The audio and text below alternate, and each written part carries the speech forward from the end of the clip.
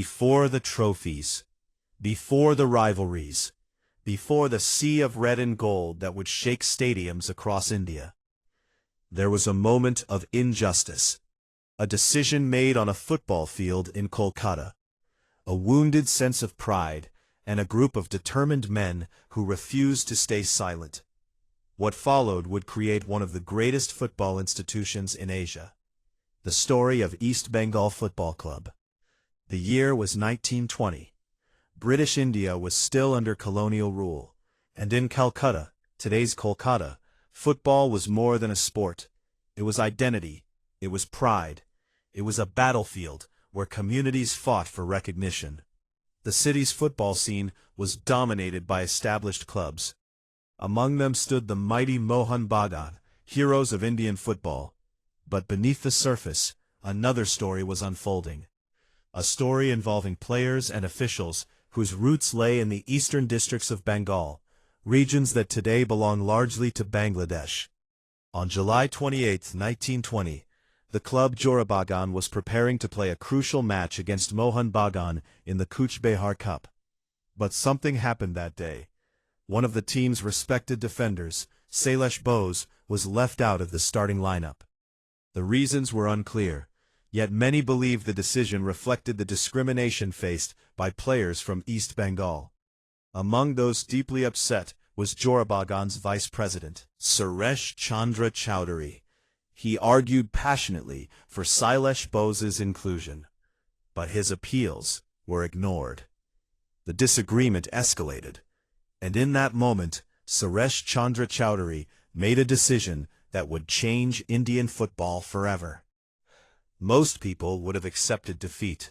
Most would have moved on, but not Suresh Chandra Chowdhury. Leaving Jorabagan behind, he joined hands with several like-minded supporters. Among them were Raja Manmatha Nath Chowdhury, Ramesh Chandra Sen, and Aurobinda Ghosh. Together, they envisioned a club that would represent those who felt ignored, those who felt they had no voice, those whose identity deserved recognition. Just 4 days later, on 1st August 1920, a new institution was born. Its name would carry the identity of its founders, a name that proudly honored their roots: East Bengal Club. The club was established as both a sporting and cultural association. Its mission was larger than football.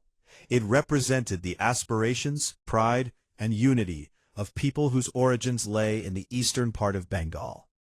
A club needs more than a name. It needs an identity. The founders searched for colors that would symbolize passion, courage, and ambition. Legend says they were inspired by a striking red and gold shirt displayed in a department store in Calcutta.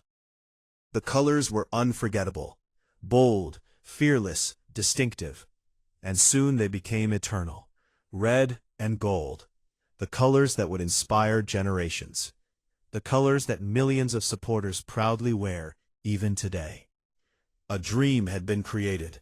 Now it needed players. The new club assembled its first squad.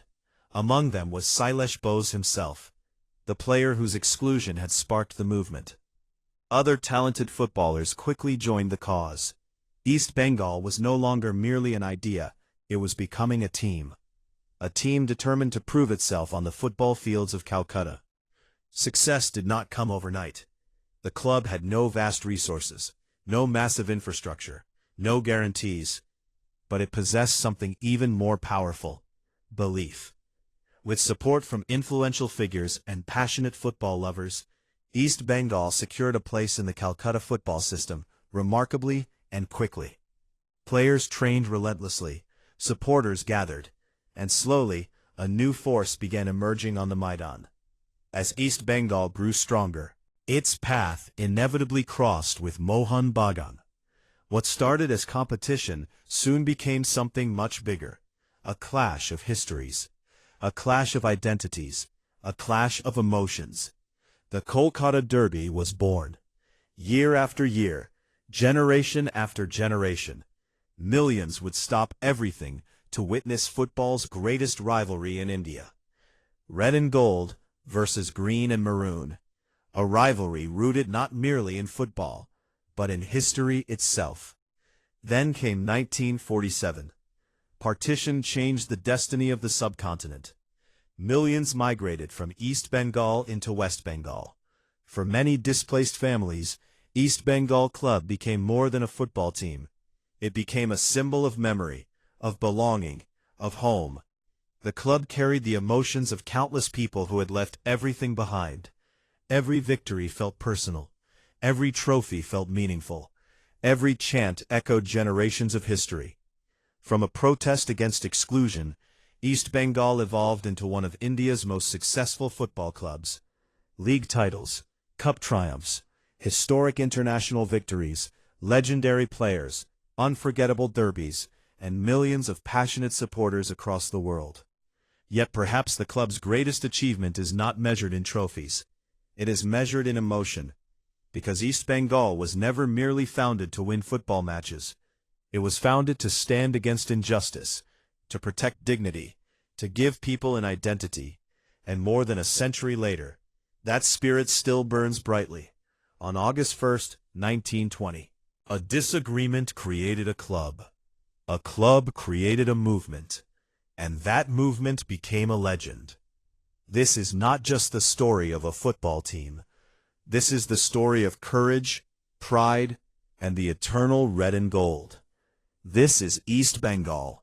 Then, now, forever.